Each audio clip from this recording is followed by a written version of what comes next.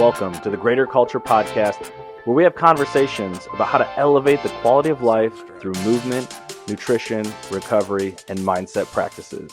Well, welcome to another episode of the Greater Culture Podcast. I'm your host, Brad Marshall, and today I am excited to be joined by David and Delaney, owner, GM of CrossFit Brave in Cary, North Carolina. So thanks so much for taking some time to hang out with us on the podcast today. Of course. Thanks for having us. Yeah. Always excited to hear about people's journey to where they currently are. So being an owner, being a GM of CrossFit Brave, help our listeners out with, how did you end up as owner, GM? What was that story? What was that experience and journey like to get to this point in time? Delaney, you can go first. Okay. So I had a really unconventional start in CrossFit. My level 1 was my first CrossFit workout ever in my life. It was just kind of I felt like it was going to be the right thing for me. And it really did turn out that way. And I had just seen David. He came into the store I was working at and he had a CrossFit shirt on. And I was like, oh, where is CrossFit Brave? And so he invited me to come and interview because he was hiring coaches at the time. And so we did a workout, which had an assault bike. And his words were, go as hard as you can. Rude. That was awful. What a great coach. What a great coach. This was when assault biking was really new as well, by the way. Oh my gosh. Yeah. So that was my first time. So basically it was only uphill from that. So, I started just as an athlete and I was completely new to CrossFit. I'd never worked out in a group setting before, like that in class, but I'd done, team sports my whole life. And it was just so much fun. Like there was just such great people. You could just, talk smack in class. And then, whoever was talking smack during the strength usually got smacked during the workout. So it was really cool to see. And it was really cool I was an athlete for a little bit first before he let me coach. And it was cool to see the evolution of people like being in class with me and then slowly gaining that trust to let me lead them through this thing that I was super new at. It was a really cool evolution to just see this community kind of accept me and put their trust in me. So it was kind of on accident, sort of. But it was a really happy accident. Yeah. When you started out as an athlete, did you have any, desire or inkling that like, hey, I could be a coach, I could be the person in front of the room, or did that just kind of happen on its own? Well, for probably about 2 weeks, I was like, I want to be a games athlete. And then, I was introduced to reality and I was like, okay, no. But I really wanted to become a coach initially, like just to save money and not pay a membership. That was 100% how it started. And now the order of things that I love about CrossFit is coaching, programming, and then working out.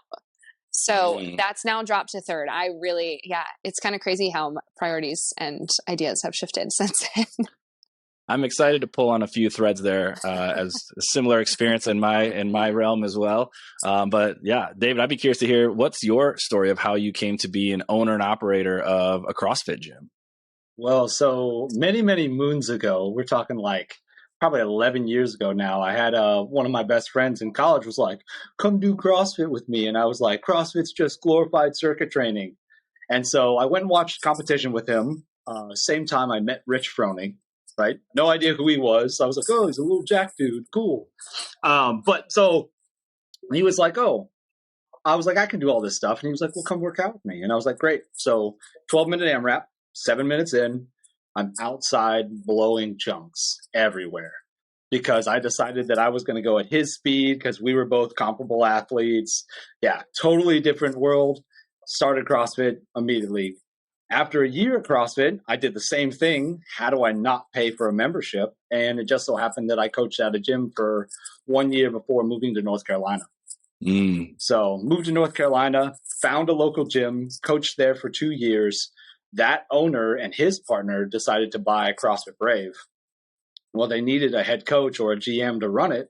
They were like, hey, you could do that because I am a full-time firefighter as a side job. And we'll give you some ownership in it for running the whole thing. And progressively through the years, now I am the sole owner of CrossFit Brave, and I have a second gym, CrossFit HSP in Holly Springs. It's pretty fascinating that both of you had a challenging experience with your first workout, but you're like, sign me up. I'm ready for more of that. So something about the nature of CrossFit athletes that they love inflicting a little self-pain because they get that sort of shared experience at the end of it. Yeah, we definitely like to do hard things. Yeah, I would agree. It's one of those like parts of the ethos, I would say. So one of the things that we are always really curious about and want to know more and more is this idea of quality of life, because like you all said, CrossFit, we see it as this movement, this group fitness exercise. There's a whole lot more to it than just working out for an hour a day. And we believe that, we have the opportunity to really elevate the quality of life of people through movement or nutrition, recovery, and mindset. So I'd love to hear how you two think about this idea or this concept of quality of life. Like, what does that mean, especially as you think about working with athletes at your gym? So I want people to be able to do whatever they want to do in whatever capacity outside of the gym. That's what quality of life is for me. Mm. Yeah, I would echo that statement. I think it, to me, means no limitations, self-set or otherwise. I think that what CrossFit does, not just improving the physical ability, is it proves the mental ability. They don't say, oh, I couldn't go visit the Great Wall of China, I couldn't walk that. And then they do CrossFit and they're like, oh, that's an active recovery day, I could do that. So I think it does that. Yeah, I love that. So this idea of no bounds on what they can do with life outside of that 1 hour in the gym. And out of curiosity for both of you, do you feel like that definition or the way you've come to understand it has changed over the years, or has it been pretty consistent? Ooh, that's a good question. I think quality of life for me, as I've started to age, right? I'm in my mid 30s now, but quality of life has started to change as far as an idea is like I need to be in this peak elite performance to just like I just want to move well, I want to have fun, and I want to be able to like do stuff outside of like weightlifting really well, comparatively to like people my age or people like in the same realm as me. So like for firefighting, we have an annual physical fitness thing that we have to do every year to make sure that we can maintain being on the trucks. And I am consistently in the top like 20% of this physical fitness routine that we do.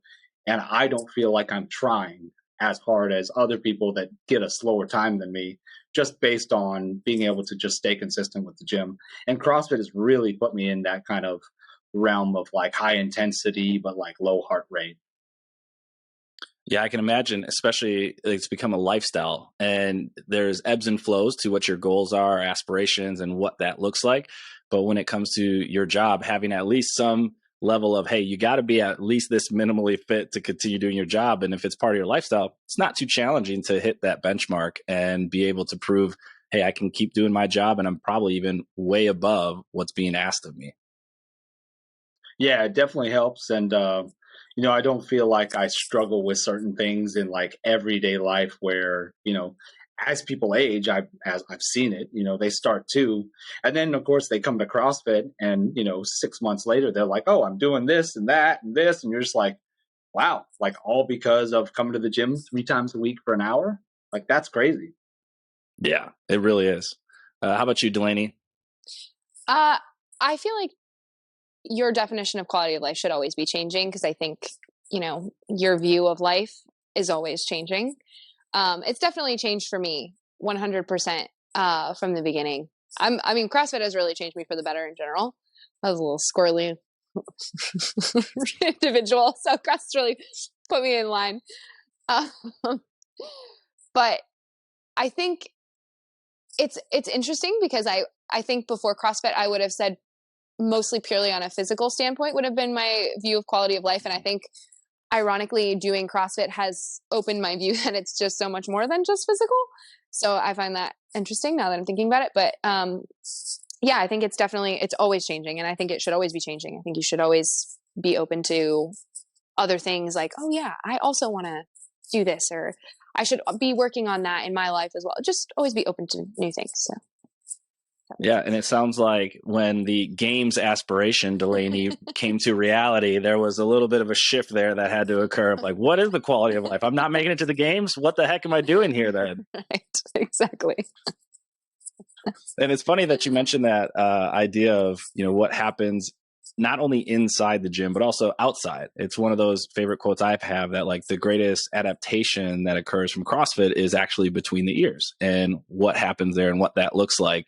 And it's kind of fascinating. You said there is ebbs and flows and different challenges, things we get excited about in life. And I'm curious because both of you as coaches and owners and managers, we have a chance to really impact other people and really help change or enhance their quality of life. So when you think about your roles in the gym and how you get to have a direct impact on others, what gets you most excited? What do you look forward to? Like what really fires you up to show up every day at CrossFit Brave? So let me answer this one first because this is her like full-time job. She is our best coach at CrossFit Brave by far. So I'll let her go ahead and lead this one. What fires me up most is inching people along, whether they've been doing CrossFit for 10 years or they have literally just started. Getting to help somebody every single day. And we have such a great community that they come in there ready and willing to work and willing to take feedback, and they want to be coached. And it's so exciting to be that person that gets to help them, and lead them and, be their energy giver at 5:30 a.m. And also, at 6:30 p.m. And it's so exciting to make fitness fun for people. And to give them something to work on. And it's really exciting to watch people's fire ignite and want to work hard and change things, get better. Yeah, the ability to just see it in other people, like it doesn't have to be this big drastic change, but it's like those small little wins over time. And like you said, that's what keeps you in it. So whether it's your first week of classes and I showed up 3 times, awesome. If it's your 10th year doing CrossFit, awesome. Like, how do we keep figuring out to move the ball forward just a little bit? And it sounds like for you, that is a huge benefit, huge excitement level. David, how about you? What do you get excited about when you get a chance to get into the gym? So early on in my CrossFit career, my excitement was people's like achievements. And then later on now, when somebody like hits a PR or does something that they never thought that they could, like that for me riles me up like crazy. I don't even like my own PRs anymore. I'm like, man, that's cool. Like your 300-pound clean and jerk the other day riled me up. So riled me up too a little bit, but I 100% agree. Yeah. But then for my I hit a PR and I'm like, yay, like it's not a big deal. And now later on in my career with the role as like dual owners of 2 gyms, managing coaches and letting the coaches grow and develop, that's a huge win for me.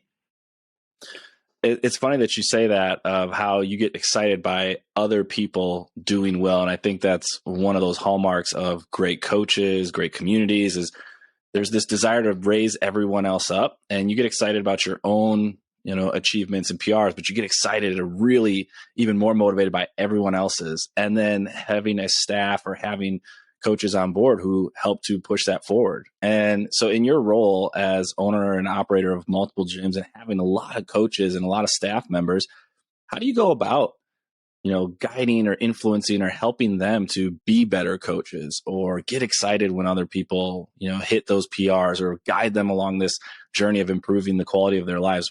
What comes to mind for you as an owner?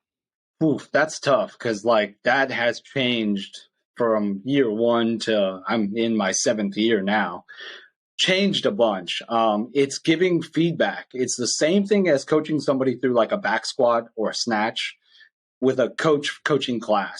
Hey, This is a little section that you could have improved upon slightly that would have gave everybody a little bit more of that aha moment. And we do that at the whiteboard. That's a huge portion of what I like to teach.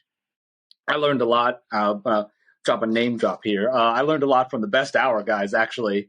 They dropped into the gym many, many moons ago, and they were like, hey, gave me some pointers and such. So super thankful for that. But then I've been able to help transfer that onto my coaches and been like, hey, like, do a whiteboard brief. Here's what you missed. Here's how to improve that leads the athlete into a much better class. I am at the gym as much as I possibly can. So I watch posture. I watch feedback. I'll ask a coach that's in class lifting with another athlete, hey, what would you see? And they'll be like, oh. So constantly just like trying to work on little things, and that allots the bigger things. We also do a coach's development once a quarter. Nice. So yeah, I love that because there are so many nuances to leading, managing, guiding, and influencing a group as a coach. And when you talk about something as powerful as impacting somebody's quality of life and getting them excited and fired up, there's a lot of responsibility there. And along with that responsibility is those opportunities to get some feedback, get better. How do we continue to just enhance what we're doing and looking for folks outside, whether it's the Best Hour folks or others, and then implementing that is a really cool way to keep coaches just moving along that spectrum. Yeah. And so it also keeps me on my toes a little bit too, because then I'm like, well, I've got to be constantly on it to make sure that I'm watching them as much as someone would be watching me when they take my class. Yeah. It's just, you realize there's just levels to this game. Like you never arrive. You never have made it. I joke with, you said the Best Hour guys, but even a level 4, like, Jay Ackerman, there's probably something that he can even improve there as well. Yeah. We never arrive there. And it's kind of fascinating because it's the same mentality for our own lives of whether we have goals and aspirations or we want to, run a 5K or do a sprint triathlon or whatever it is, like there's something that we're striving towards, but you never really quite arrive there. We're always just constantly working and improving. And when I think about that idea, to me, it comes back to this idea of practices or habits or things that you do on a consistent basis that you do feel like just move you along. And so I'm kind of curious to hear from your perspective in your own life. What are some of those practices for you that are meaningful and help you when you think about improving your own quality of life as husband, gym owner, firefighter, etc.? The biggest thing that has helped me is scheduling. Really? Okay. Scheduling. I mean, there is so much that I have to do, have to get done. Yeah. And like when I pick up my phone, I'm like, calendar.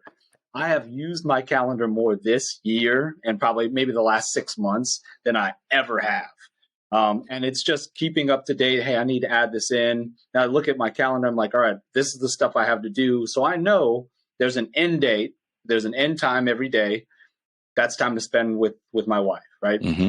There's a start time. Hey, I'm up at 5 o'clock every day. I have a morning routine that I do. So my morning routine is based upon, I went to a neurologist to kind of get some of my metrics down because I was having a little bit low energy, which is a very normal thing for firefighters that don't sleep consistently. Right. And so we found out that my cortisol levels were complete trash.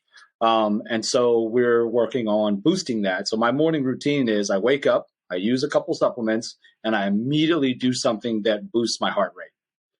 So I'm either walking on an incline on the treadmill, doing some burpees, jumping jacks, a little cardio, running. The big thing that I do at home is I have a Concept 2 bike erg. Get on the bike erg, 10 minutes. I have a minimum number of meters that I hit every 10 minutes. After that, I do some mobility. And then now I sit in the sauna for 20 minutes. Nice. And what have you noticed about making some of those changes? Because I do think it's always fascinating to compare and contrast of maybe you didn't have the morning routine. Now you've added something in and seeing if it's actually making a difference. So have you noticed a difference or any changes there? Huge difference in energy in the morning and productivity. So, I'll just say like this morning, we ran a bunch of calls last night, so I didn't wake up and do my morning routine, which happens. You fall off occasionally. Yep. But my energy level from like 7:30 to about 10 was really low. Normally, I'm through the roof on energy in the morning now once I hit my routine. So it's a big difference in my day of just like, it's not that much to do, but it's just giving me an extra hour in the morning. I wake up an hour early, get it done, and then that fuels my energy throughout the day. Yeah. Movement, one of those first things you can do in the morning, can be really, really powerful, along with getting some sunlight in. And like you said, even some stretch and mobility. I am interested to hear what your experience has been like with the sauna. I know that's a new piece to your morning routine and what you've been doing. Have you noticed any changes or benefits to getting a little heat in the morning? So I've only been doing it for roughly about 2 weeks, and it's not consistently every day because if I'm coming off the fire shift, I don't do it. But I feel a little bit more refreshed in the morning with it. Now, long term, the rule of thumb with sauna work is 20 minutes, 4 times a week at around 150 to 170 degrees, gives you a different metabolic pathway type. So it emulates doing a workout. And so it puts your body in a stressor of a workout. So that's this is all secondhand information that I got from doctors, by the way, and people that did a bunch of studies on sauna work, right? Yeah. But it gives you another version of your body stressing in a workout. And it heats your core temperature up early in the morning, which gives you a better result early on in the day. So for me, I've added it. It juices my energy a little bit more. And so it's just going to be a part of my routine now for a while. And excuse me, we'll see what my metrics look like. So I'm having blood work done on Monday, and then 3 more months afterwards, I'll do my blood work again to kind of see where my metrics are going. So I'd be interested to see. Yeah, we'll have to get you back on and get some insight into what you might have noticed. And I think that's an interesting perspective there of figuring out what to add, what to take away, what actually makes a difference. Because I was thinking about this the other day there's no loss of information. You can go find anything online, and every single person out there is trying to push or encourage you to do something to enhance or optimize or make better, whether it's your mindset. You got to do this. You got to get in the cold tub and plunge. You got to get in the sauna. You got to change your diet. And it's overwhelming to think about all the things we could do to improve the quality of our life. So what sort of process do you have, or how do you think about let me try that out and test it out, see if it works or doesn't work, and either keep it or discard it? Do you have something that you think about for let me try this out and see if it's what all they say it is and more? Yeah. So a lot of the little things is I like to do my research on it. So I like to listen to a lot of different perspectives on it. So I'm a podcast snob. So I listen to tons of podcasts, tons of YouTube channels. And mainly I'll do it while I'm working out to just gather more information. Then a lot of what I do is I'll ask professionals that I know and trust, what's your opinion on this? Whether I take it or not, it just gives me another more professional perspective. And then once I do it, I'll try it for 2 weeks at a minimum, because 2 weeks to me gives an optimal time to actually make a difference. Yep. A lot of times they'll tell you that, to get back in shape, you need at least 2 weeks. And it's 1 week to get out of shape. So 2 weeks for me is like my tester period to see if, one, it can fit into my lifestyle. Because if it doesn't matter anyways what I do. And then 2, if I'm actually feeling a change or a difference with it, and then I'll keep it or I'll adjust it accordingly. Yeah, I love that approach of, doing your own research, figuring out if it's going to fit in your lifestyle, number one, because if it's not enjoyable, if it doesn't fit in your lifestyle or things like that, it's not really going to move the needle for you. So there's not as much of a precedent to try and add it in. And I like the idea too of give it a little bit of time, and then you don't have to be married to it, but see if it actually makes a difference. Because so many times you see or hear these great concepts, or you got to add this in, and then you're like, oh, perfect, I'm going to do it. And then you do it and you're like, I didn't notice anything. Is that actually helpful? It's if it's not, discard it. You don't have to stay with it or be married to it, which I think is a cool piece of it as well.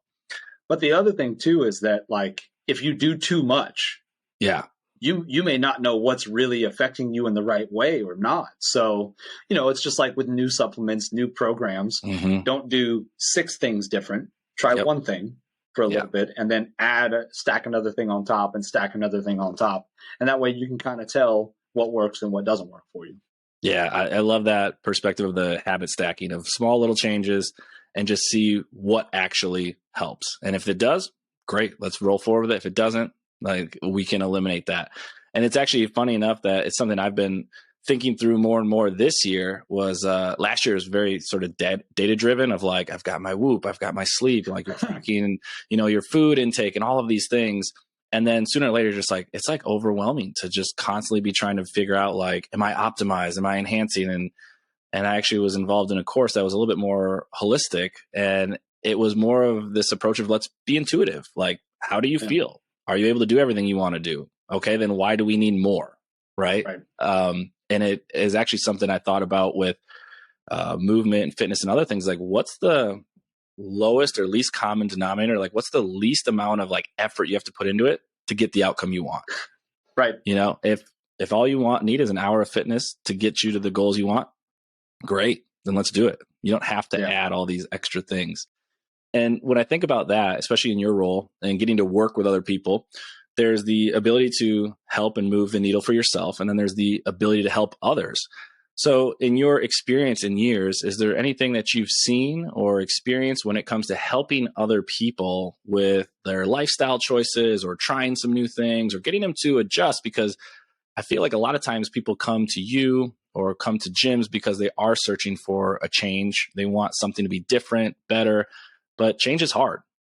So from your perspective, anything you've seen, like as a coach, as an owner, of how do we help people navigate those waters and actually try out some of these things to improve the quality of their life?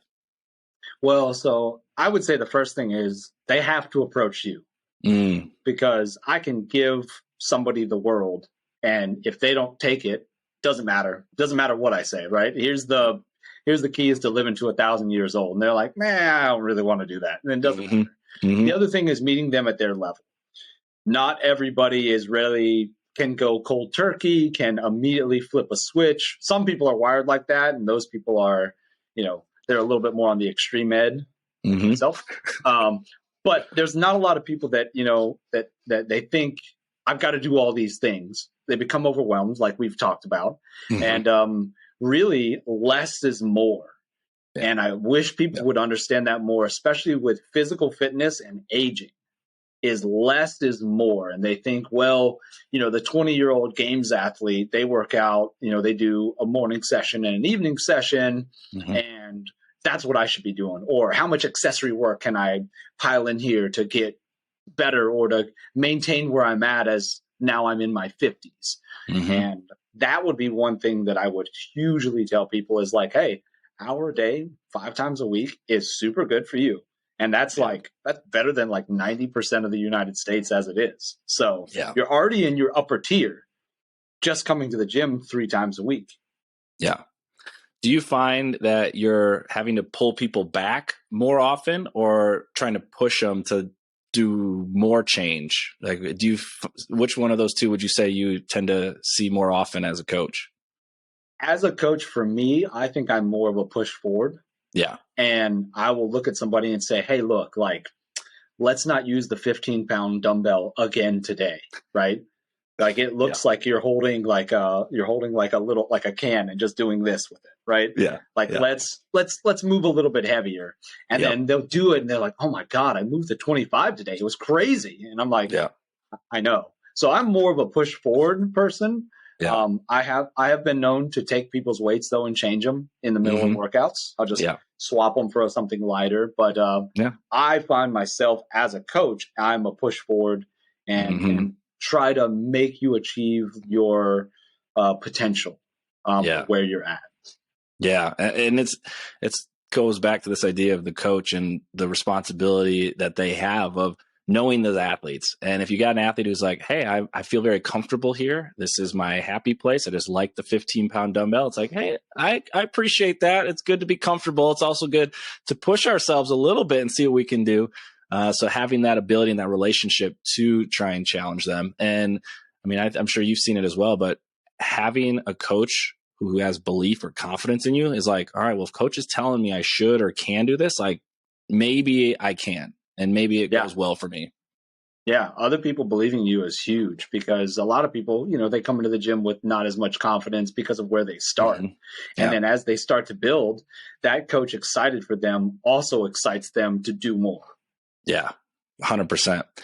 One of the things that I've been very curious about and, as we've kind of chatted already is that our own idea of health and fitness and wellness changes over time. And I've started to take much more of like the long term. Like, you know, you hear coaches talk about that of like, hey, we're in this for the long haul. We're playing the infinite game. Like, keep your eyes out on the horizon.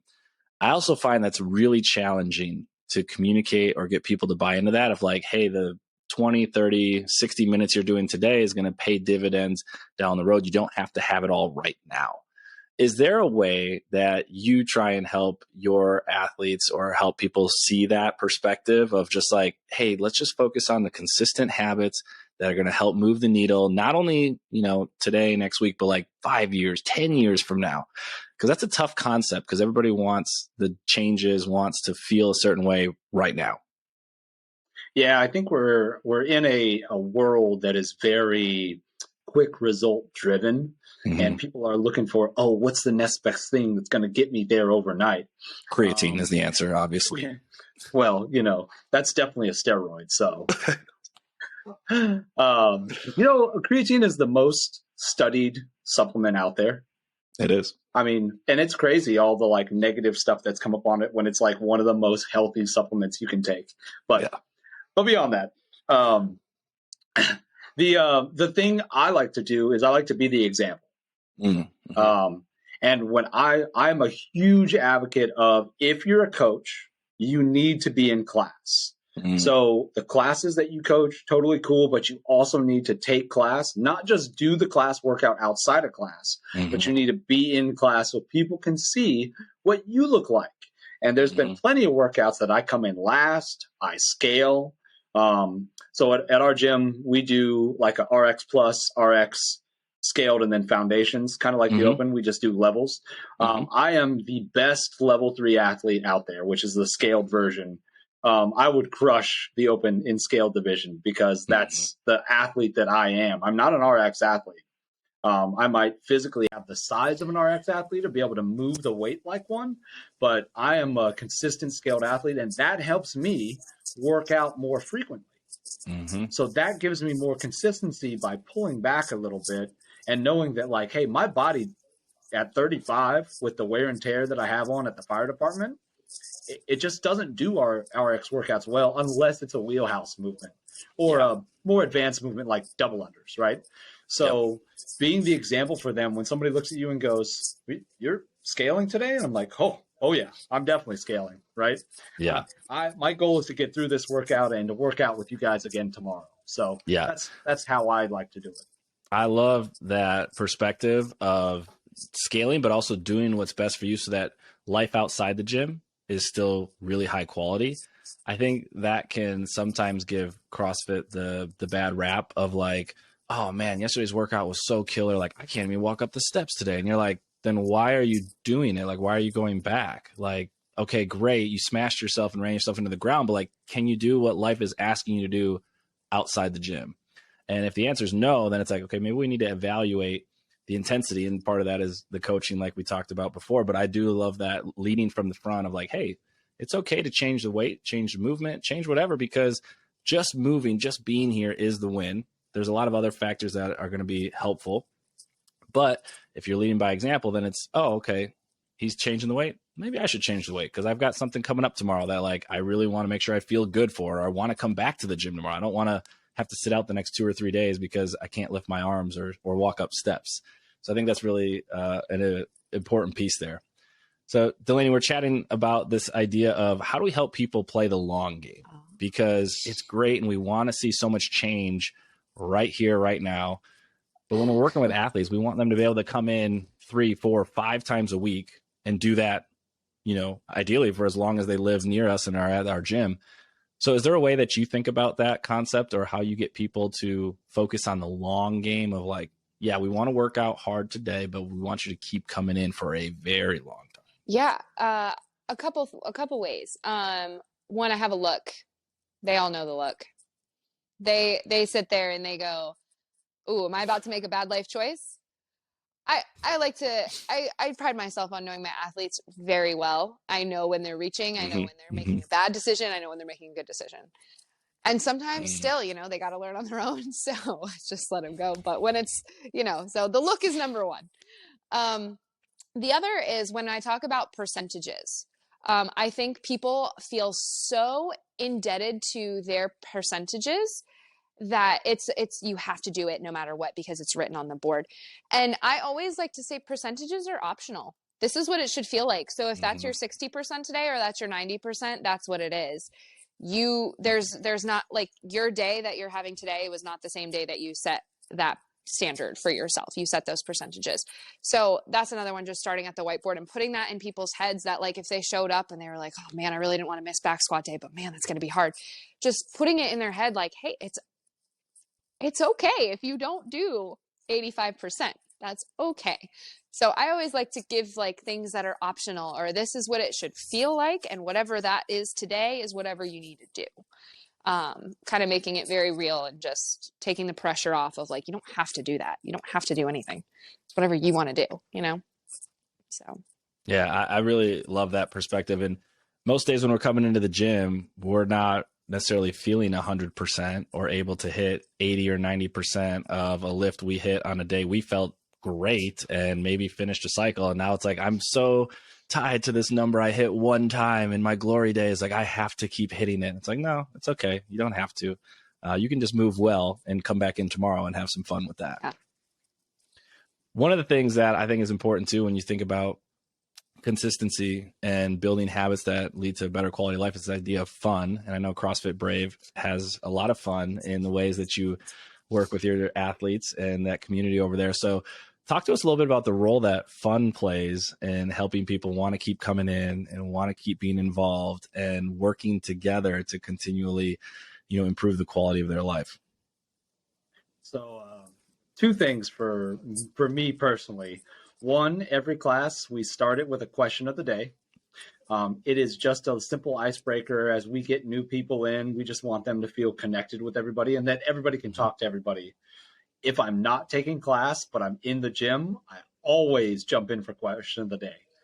And they're like, oh, you working out? I'm like, nope, I'm just here for the question. That's just it. Here to ruin Delaney's time frame. That's it. But it's fun. Who comes up with the questions? Is it like a bank of you every single day? There's a new question. 365. Is there are repeats allowed? Is it like you did a 1 year, you can go back January 1 and go to a question you asked January 1 last year? Or is that not allowed? Like to repeat. I ask, what is a goal that you have? I ask that a lot, whether it's personal, whether it's fitness wise. I like to, because I feel like that's important, whether like goal setting in general, whether it doesn't have to be fitness related. I like to hear people's like personal goals, and professional goals and things like that. But yeah, occasionally, because like your answer may change, so like I do repeat a lot of things with like movies or music, things like that. And you're never in class with the same people, so it's always fun to like hear everybody else's perspective. So, but anyway, sorry. True. Sometimes we also repeat the hot topics, like, is a hot dog a sandwich? Oh yes. I love creating debate, but those really throw your timeline off. Like, I program. So like, for example, yesterday was our long workout. So I programmed a little bit more of like a free form question for that day. And then a day where we had like some heavy back squats. It was like, are you an early bird or a night owl? Like very cut and dry, like, there's no in between. So I do kind of tailor the questions to what the workouts are very much. That goes into nice. Oh, I love that. Yeah. And like you said, it builds the community, helps people have a little bit of fun because there's usually some kind of a laugh or like a look like, what? Like, you really think a hot dog is a sandwich? Like, are you crazy? And then, it leads into a great conversation after that. So I love the idea of the question of the day. So what are some other things that you love doing to have some fun? Yeah. The other thing that the question does is it gives people time when we do mobility that they'll sit and talk to each other about it, or like they learn something and then after class they talk to each other and build a little bit more like, like what do you do for a living? Right. Or stuff like that. The other thing that I personally enjoy doing is I'm a huge trash talker. I like to trash talk during the workouts. I like to trash talk. We use Sugar WOD. So on Sugar WOD, I like to trash talk. I'm the guy that adds 1 pound extra to a lift just so I can comment on Sugar WOD and let you know that I outlifted you. And I do it to select people, but I enjoy the camaraderie and the trash talk and, and pushing people too is a part of that. If I'm in class and I'm like, I go to, one of the ladies that is definitely better than me at this workout. I'm like, I'm not going to beat me this workout. It pushes her to work harder because now she's like side-eyeing me. So that's where I like to thrive in class and build some community there. I love a good banter. I love a good trash talk online to the keyboard warriors out and about. That is always fun to see. So Delaney, how about you? What ways do you like to, bring some fun to the class environment or the community, or ways that you help people along? Yeah. I basically, I take, like, while we're doing mobility, I explain the movement, and then I just like take the filter out of my brain and I just say whatever I'm thinking. I love to just start conversations. We talk about everything, anything. Like today we were talking, like we were doing inchworms, and I was like, guys, is an inchworm, is it a bug? Is it an insect? Like, what is it? So, like just anything that I think, I just speak out loud. Basically, it's how we go. And it starts some really fun discussions. People are like, what, you didn't know that? And I'm like, no, I have no idea what an inchworm is. So, that's basically what I do. I just try to really like engage everybody in some sort of discussion. Sometimes when they're warming up, I like to walk and like hit everybody while they're warming up, and then try to get like the bigger group discussion for mobility sessions. So yeah, just no filter.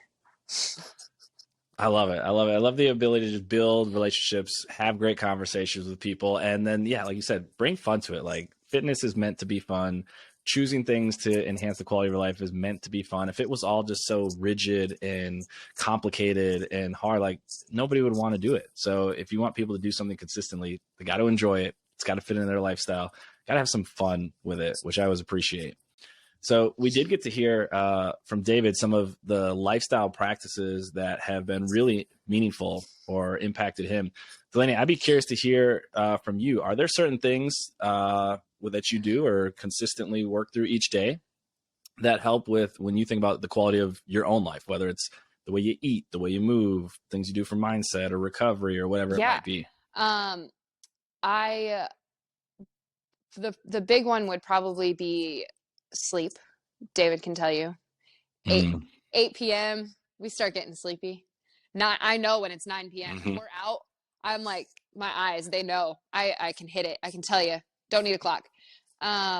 Sleep has definitely been a big one for sure. That's something I really like to preach. I like to preach that to my athletes too.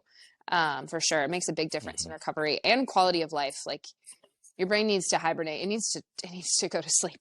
And then I do mobility. I always set a time whenever I do a workout. I set 15 minutes aside for myself, and I go and I sit on the wall. I don't talk. Well, I mean, sometimes I talk. I try to get as many people to come with me as I can. But if nobody's interested in it, I'm going to go over there and I'm going to do my mobility, because I know the difference of how I feel the day after when I've done it and the day after when I haven't. And I prefer the day when I've done it. My body much prefers it. So that's something that I definitely always set aside for myself. I try to get as many people to do it as I can. But I like to think that like they see me doing it after the workout and they're like, okay, I'll do that too. Maybe not today, but I will sometime. So yeah.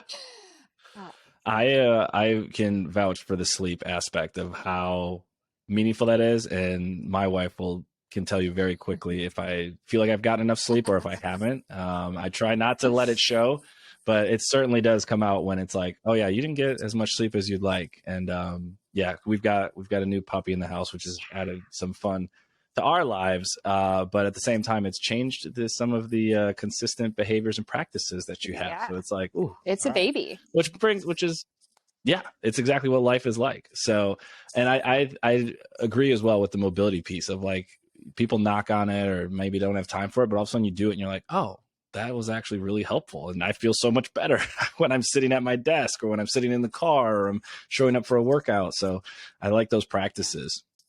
So as coaches and folks who get to work with others, I'm curious, do you have like a go-to or like a simple, practical take-home type of piece that you would share with somebody if they were like, hey, man, I really do want to improve the quality of my life. I don't even know really where to start. What would you say to somebody who came up to you or maybe first day coming through the gym at CrossFit Brave that might be helpful for them? I usually start with, how much water have you had today? That's a pretty good place to start usually. That's a good one. Yeah. And they'll that's a pretty good indication of like, where they're at taking care of themselves. That's always a good place to start. I like to start there. Or, hey, what did you have for breakfast? What did you eat today? I think I probably come at it from a little bit of a different angle because I have a nutrition background. So those are the things that kind of like hit me first is like, well, did you eat before your workout? Like, did you eat after your workout? What are you going to eat after? How many times have you eaten today? Because it's 5 p.m. and if it's only once, that's a rough day for you. How much, that's kind of where I would start is getting those things in it. And I always, when people are like, man, like I really wanted that lift to go better. I'm like, well, how'd you sleep last night? Like I never attribute it to anything that they did wrong in the gym. It's never anything like that. It's usually just, you're just not firing on all cylinders, and that's okay. That's very normal. The days that you fire on all cylinders are very few and far between. So yeah. And I love as a coach, just bringing some of those things into the athlete's awareness, because at least I've noticed that when they walk in the gym, they just assume I can hit my PRs every single day. I should feel great every single day. And just asking simple questions of like, what'd you eat? What'd you have to drink? Did you sleep? It's like, oh, those make a difference. Like those help. It's like, yes, like way more than you might give them credit for. So there's all these other things we can start to have conversations about that can help, bring some practices to people's lives that are helpful. So how about you, David? What do you think about that topic? My always go-to question, whether I'm coaching or just seeing somebody, is how do you feel? How did that feel? So like when they hit a lift and it doesn't go quite as well, I'm like, well, how did that feel? And they're like, oh, and then like you make them critically think a little bit instead of just like, when they walk in the gym, someone's going, well, how are you? And someone goes, fine, moves on. Well, how are you feeling today? Right? Like that is a big one that's like, it pulls a little bit more out of them to where you can get a good basis of like where to go next. Right. Yeah. I love that. And I think like you all have already said of tuning in to the athletes, especially during like that warm up phase. And if you get a chance to, work your way around and hit every athlete, and for some of them, when you ask, how are you feeling today? And they jump into this story of like, well, I didn't get enough sleep last night and work has been terrible. And you're like, okay, like that lets me know we are going to pull back because you are not ready to, attack this as much as you might like to. And then versus someone else who's like, oh man, I'm feeling amazing today. Sleep was great. Ate my meals. Like, let's go. And you're like, perfect. Let's push the throttle down. So just having some of those conversations really gives you an insight as a coach on, okay, here's how I can treat this athlete today. That's going to be helpful. So I've got one more question for you. And it's funny, on the last episode, I was told this is the most philosophical and might be the most challenging question of the bunch here. So the question, it stems from this idea of when I think about some of the pillars that help people to improve the quality of their life, this idea of purpose comes up, of just like, hey, the why, or like how I think about why I do what I do. There's certain principles of just like, these are some of the standards or things I live by that I think help. And then there's practices of like, okay, what does this actually look like in a day-to-day? So for both of you, when you think about this concept of like purpose or principles, are there certain like principles or things that kind of float around in your mind as to how you think about, orient, or guide the decisions, the behaviors, or how you go about improving your own quality of life? I can go, David, if you're not ready. Yeah, you are welcome to go. Ladies first. Chivalry is not dead. Okay. That's right. Yeah. So, a long time ago in college, I got, well, maybe not as long as David. I got a, I got a tattoo that says, your actions speak so loud that I cannot hear what you say. And for me, that goes a long way in like guiding what I do. Like people are always watching me when I'm at the gym. I am in a fishbowl, so everything I do and I say is being watched. It's being evaluated. And so that definitely makes me think like, hey, like you can't just talk the talk, like you got to walk the walk. You got to be about this. And so always thinking about like, I'm on display. What am I going to tell my athletes? If an athlete came to me with a problem that I'm having, what would I tell them? And so I always try to do that. And the other thing is honesty. I'm a big, like, I don't BS with my athletes, and I really hate when people BS with me. I would rather you insulted me to my face. I would respect you more for it. And so I try to live that out to the fullest. I try to do it as nicely as I can. But I'm that way with my athletes because I don't want them to feel like they need to like say like, oh yeah, that was fine. It was good. You know, like I want the truth. Like, tell me if that was not a good scaling option. Tell me if that was like a bad thing. Like, give me that. So I think just making sure that what you're saying and what you're doing are aligning with, you know, how you think they are, I guess. Being truthful with yourself is also another one.